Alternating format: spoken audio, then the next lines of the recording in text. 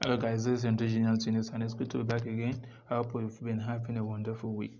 Now, we'll be discussing the concept of questions today, and it's about 5 benefits of asking questions.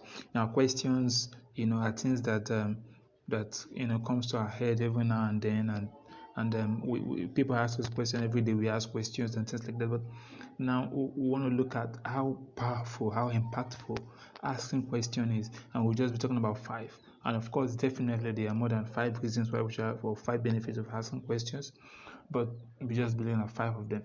Now, some authors have described the discovery of penicillin by Sir Alexander Fleming to the power of observation, and I totally agree with that. If he hadn't been so careful and so observant of changes in his experimental plate, perhaps not until several years after that another person might be lucky to discover same thing he had discovered then. Courtesy of what being not conscious of the changes that happened there, and a lot of lives will have been lost. Courtesy of what bacteria. However, observation alone cannot outshine the power of question.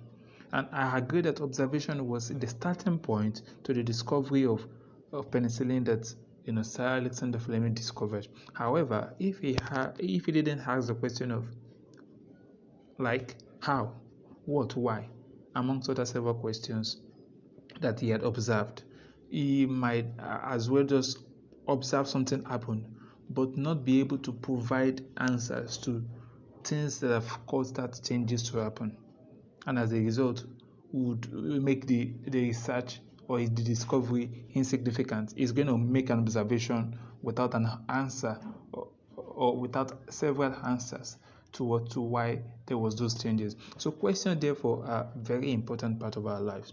A lot of discoveries were due to questions being asked, and the quest for finding the answers through our actions, be it research, writing, thought, to our and so on and so forth.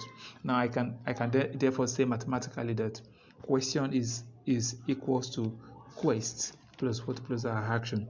Now, apart from discoveries, some of you that studied physics remember Archimedes principle, and how did it come about? As a result of what question being asked. What causes the changes in water level when you enter the bathtub and things like that. So question can also be used to test our knowledge and our skills in terms of exams, interviews, quiz, to mention a few, and they vary in the way in which they are being done, as regards organization. However, some Harvard researchers have actually, mentioned that there are some questions we shouldn't ask. For example, the questions like "How are you?" should not be, should be stopped, because they actually said what they are one of the what. It is one of the most useless words in the words of the communication. Why? They actually said that those that ask those kind of questions are not interested in knowing how you're doing specifically, and the person you are asking is not actually willing to actually tell you how they are doing, so that we should stop asking it. However, even though I have several views about it, but it is worthy to actually bring it to our notice that what questions like "How are you?" Harvard researchers actually ask us to deviate from it. However, there are some other ways in which what they've actually discussed, and I'm going to share it in the link below. Now, going to our 5 points, talking about the 5 reasons for asking questions. Definitely there are more than 5. However, we'll be just dealing with 5 in this post. So the first one is what we ask questions to understand. And for instance, I'm not the type that usually ask questions in class. However, for those that do and ask questions, it might not be in class, it might be at a seminar, it might be at a workshop, it might be at any kind of event and things like that. Now people ask questions so that they can understand concepts, so that they can understand ideas, so that they can understand what is being discussed perfectly. So even if you do not have questions, when you listen to the questions that others have been asking, you'll be able to benefit from what the answers they get. And the thing is, sometimes asking questions would assist the people that are speaking, the speakers or the lecturer, whoever it is, to touch those areas that however they've forgotten to actually put light to while they were having their discussion. So questions help what people to understand particular concept, and it assists those that would discussing to shed more light to areas in which what they are skipped.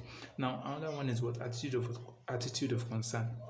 Now when we ask questions, and it brings a level of course that displays that we have a kind of sympathy or empathy rather.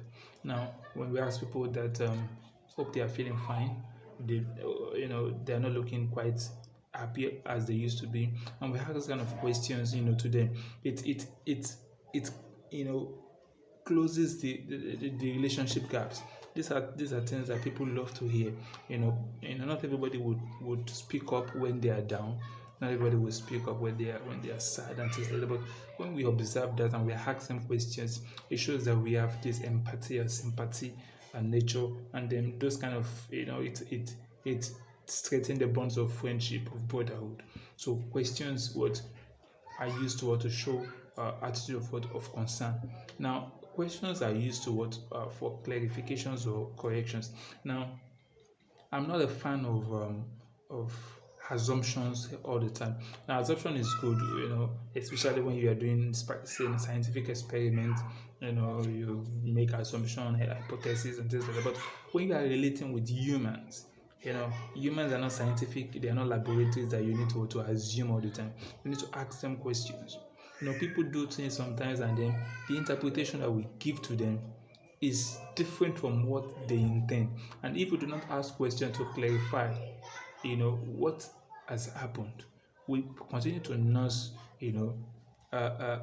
ideas about them that are wrong. We continue to build up notions about them that are wrong. So asking questions helps to what? Helps to clarify a lot of inbuilt notions that would have developed wrongly about people, and I've always experienced this several times.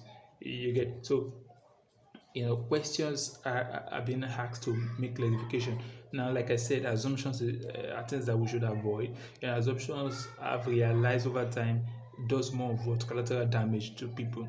So once we ask questions about people, we're able to clarify, to know particularly why they did some things, if they actually intended to do it, or if they didn't mean to do it, and things like that. So we'll be able to clarify those levels, and we'll continue to avoid, wrong notions intently about people. Now, another one is we ask questions to engage people. Now, you go to a party, you are new into a class, you attend a wedding, you just mention those kind of places. Now, you cannot, particularly when you attend them alone, without your friends or things, and you want to meet new people, you ask questions to engage people. You can just start with well, I work in a bank. What do you do? You talk a little bit about yourself, then you ask questions about the other people. What do they do?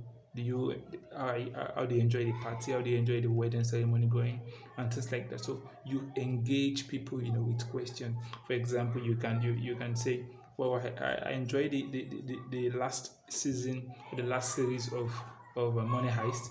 How do you look forward to seeing the next series and things like that? So this asking question is one of the ways in which we can engage people, especially people that we are just meeting for the first time, or people that we look forward to meeting. You ask them questions. It can be professionally or mention it. Then finally, last but not the least, we ask questions to seek for information, and this is very much things that we know. You can just go to your Google and ask Google question, and you get the answers. You can ask any other person question about things that we do not know, and they supply us what information about those things. So these are basic 5 reasons or 5 benefits of asking questions. So there are so many other ones. You can drop them in the comment section. Do well to follow us and subscribe, and then always check us out as well. I must not forget to lend my voice to the ongoing police and police brutality and the end SARS movement and things like that. I just want to encourage our people to continue to maintain the peaceful protest, even though we have people that are coming to disrupt it intently and things like that. We hope that we survive through this, and then hang on. See you next time. Take care.